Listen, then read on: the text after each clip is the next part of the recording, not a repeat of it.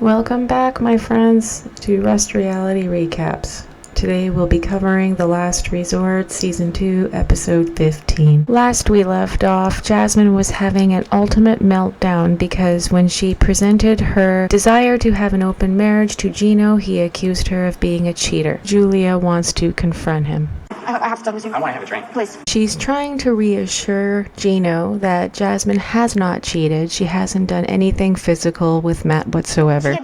Gino's little feelings are hurt because he realizes that at some capacity, Jasmine has been having an emotional affair with Matt, and he has a real problem with that. But I have no pity for him because he brought this situation on himself. No one wants to be in an affectionless relationship, male or female, trans or in between. Gino, with his little stubborn power plays, he put himself in this box.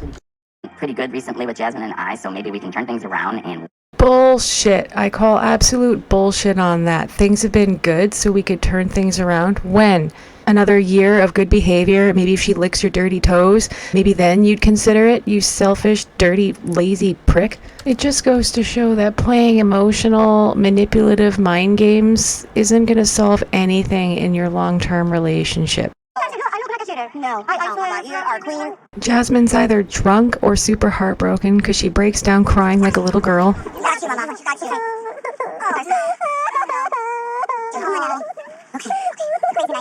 Everything needs those over here. Oh man, she loves playing it up for the attention. Or maybe it's for the cameras. I'm not too sure. Can I sit with you, Florian? Well, you can say whatever you want. Oh, thank you. Thank you. So Julia hops in the car with all the men, and now I'm having a flashback to that scene where Ari was accusing her of always needing all the male attention. And I noticed that there was plenty of room in the girls' van, but whatever. I wouldn't want to be in the van with screaming, crying, drunken Jasmine and Stacey. In this scene, they talk about Jasmine wanting the open marriage with Gino. Gino is super bummed out, and Julia is not helping, rubbing it in his face that Matt has hair and that he's super muscular. Josh, trying to stroke his own ego, asks Julia if he's as muscular as he is, and she says, bigger muscles, bigger than yours. Josh is like, I cannot believe that. There's no way. It's like, dude, get over yourself. Rob, being the only one with any empathy for Gino, shuts this conversation down for his sake. No, bigger. Oh, no, bigger. No way. I don't believe that. It's bigger than yours. Hey, Gino said he doesn't want to know. Gino don't want to know. So why are you guys talking? So Gino's explaining that he's really hurt by this because to him, cheating isn't just the physical act. It's having an emotional connection with someone else. He's really bothered by that. Meanwhile, Jasmine's heartbroken that she's being accused of cheating because in her mind, she had the perfect opportunity to have an affair. This is not about Matt. This is about you and me. Yeah, you can sleep in there, honestly. Okay, perfect. Because I'm really not in the mood to talk right now. So she could have just done it without saying anything. She was trying to be honest. Let's say that I was cheating, okay? It was a perfect affair. My husband was not aware. So why then, if I was having the perfect affair and I was getting the sex that I've been craving all this time, why would I expose myself here? See, Jasmine's getting a lot of hate right now. For those who don't know, but I'm pretty sure everyone already knows, Jasmine is pregnant right now with Matt's baby. So the timeline is a little bit messy, and a lot of people are speculating that she has been seeing him before going on the last resort with Gino. Have one gringo to be a housewife and another gringo to American dream, baby. Everything taken out of context, I can see why the outrage. A lot of Americans have been saying that she should be deported because they think that this was a sham marriage. Gino really wanted a baby and she was reluctant, but she had no problem having one with Matt. I'm not going to weigh in on this opinion.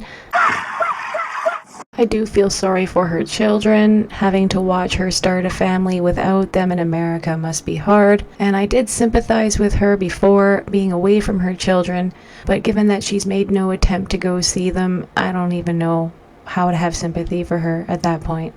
So moving along, it looks like Julia slept over at Rob and Sophie's room because things are still not good with her and Brandon. He is contemplating divorce now and is packing up to leave. She's hoping that if he had a good night's sleep that, things will be better, but he's still pretty mad. Sophie points out that if he's willing to divorce her over her parents coming over, that pretty much indicates that he's not a supportive husband, and she asks her what she's going to do next. Julia says that if this is the end, she will leave the country and go back home to Russia with her friends and family. Speaking of family, Stacey slept over in Darcy's room because she's mad at Florian, and she's being really annoying to Darcy, and Darcy's being really annoying to me. It's a symbiotic situation of annoyingness.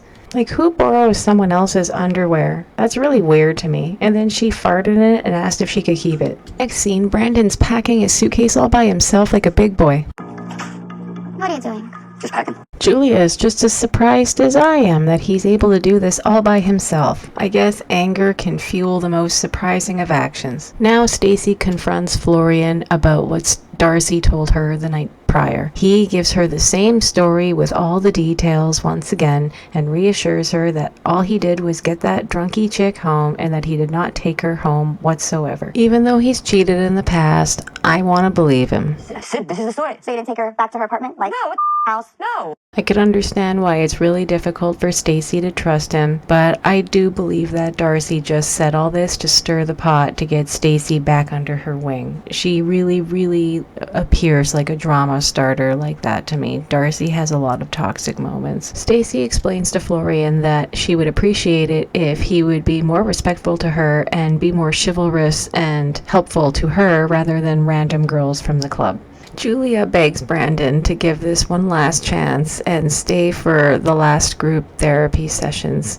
And he agrees to do that as long as there's no more secrets or no more surprises. He really can't handle any more of that. He's gonna break down and cry again. Gino is still super butthurt about Jasmine wanting to open up their marriage with her friend Matt from Planet Fitness. I'm surprised that he's not into the whole cuck thing because the ED from the corn addiction makes me think that he would actually be into that, if you know what I mean. He explains to Jasmine that she broke his heart and she tries to reassure him that Matt is just a friend, he's a good person, and that she doesn't love him, and the only reason she's proposing this is to save their marriage. She uses the analogy that her and Gino are the nucleus and everybody else just comes and goes. Gino makes a fantastic point. He says, how are you not going to develop a connection or fall in love with someone that you're banging all the time and you're spending time with? Which, facts, I 100% agree with that sentiment.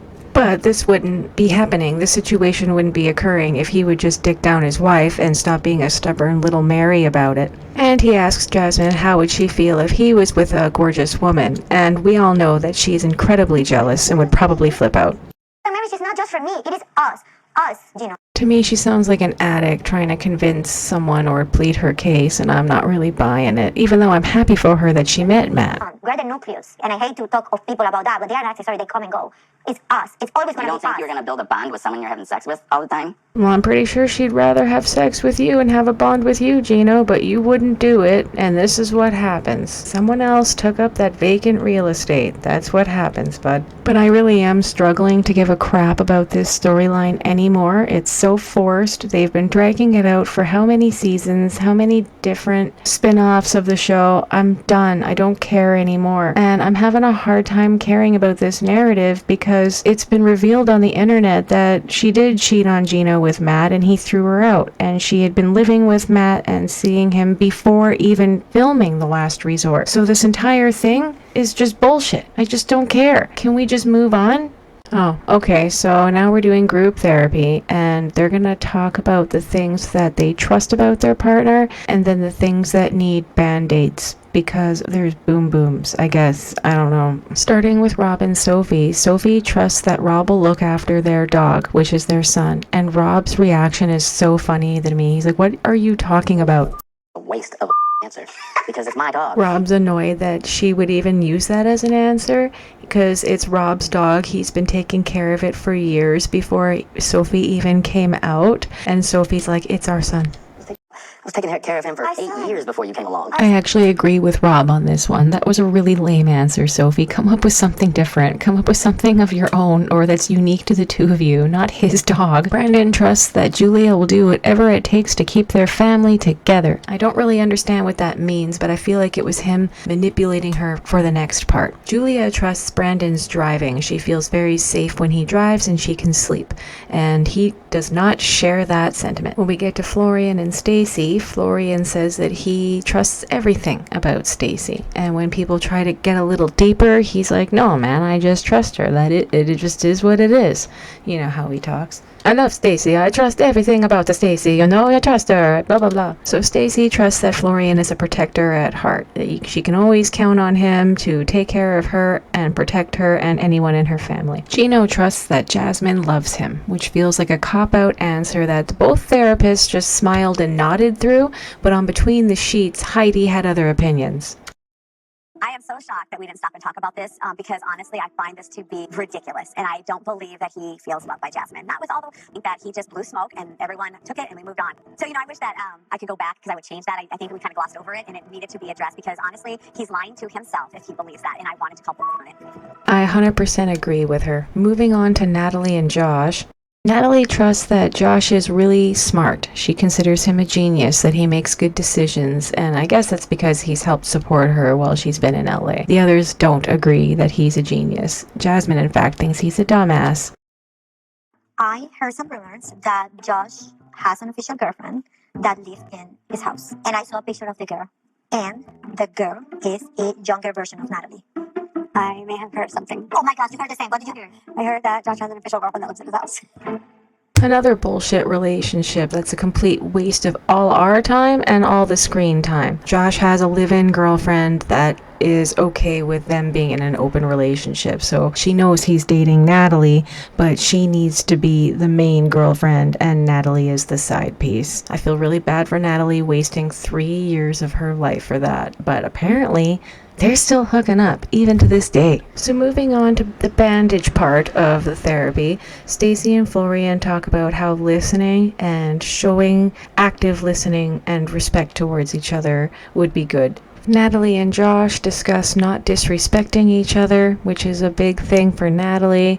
Apparently things get so intense and heated that they need to have a safe word, which is infinity, and apparently that word, Natalie likes it because it has to do with a spiritual connection that she believes her and Josh have. And she says that in order to feel respected, she needs to see where and how he lives. That it's been 3 years and she's never seen. Girl, that's an indicator of where you stand. Yeah, well, we've only been getting along for 2 hours. That's pretty funny, but I still don't buy his excuses. We've only been getting along for 2 hours. Before that, it was tough. It was tough for 3 years, man. 3 fucking years it's been tough. Shit or get off the pot, dude. Similar to Gino, this is behavior-based reward system. So he says that if Natalie can show consistent respect and level-headed maturity, that would lead to him welcoming her to his home. But I doubt that. I think that's 100% bullshit for the show. Brandon wants Julia to go and get the results from a doctor to see if they can start a family or not. Sorry, I couldn't talk for a second. Julia agrees because she knows how important it is to Brandon. And he's crying again. Oh my god. I knew he was going to cry again, but this time it's tears of joy, not tears of sadness and frustration. Rob and Sophie agree to do weekly check-ins to improve their communication in a healthy way, which I think is smart, but I think they're another couple that ends up splitting up. I don't think they're together in current times. So once again, I feel completely hollow watching this, knowing where it's going to go, and it's all pointless. Gino is feeling insecure about how Jasmine spends tons of time at the gym. Now he knows about Matt, and she has spent multiple nights out and he didn't know where she was. So he would appreciate if he could track her location. And any relationship where you have to track your partner's location or check their phone, for example, it's done. The trust is ruined, in my opinion. Everyone wants to know if he's going to agree to the parameters of an open marriage if she does open up her location. All of us, including Rob, are shaking our head that Gino is not ready for this. Jasmine's incredibly jealous, Gino's incredibly insecure, and they are not the couple who is going to be able to handle an open relationship dynamic. My head's all over the place. I'm terrified of commitment with Natalie. I value and I respect honesty. Do you need the recommitment ceremony tomorrow? Why? Why not enough for him? If he loves me. Just be freaking done with it already. I'm sick of most of these couples. I think Brandon and Julia and Florian and Stacey are the only ones I hope to see at together still at the end. And speaking of which, I think we're getting close to the end of this series. Thank God, it's been an exhausting ride. Thank you so much for tuning in for this recap of The Last Resort, Season 2, Episode 15. For those of you who view my content specifically for 90 Day and you've been tolerating me deviating onto different topics such as Meghan Markle's show, for example, thank you for your patience. I'm hoping to get some recaps of the new season of 90 Day Fiancé out. I've just been trying to experiment with some other types of content. Since I tend to want to analyze garbage human beings, I have a few other people in mind, and I have to put some time aside to get some recaps out for the new 90 Day. Thank you so much for your patience, and I appreciate all of you so much, and I'm so grateful for all the new subscribers. I lost a couple petty subscribers over the last few days, but you can't win them all, I guess. Thank you. Bye-bye.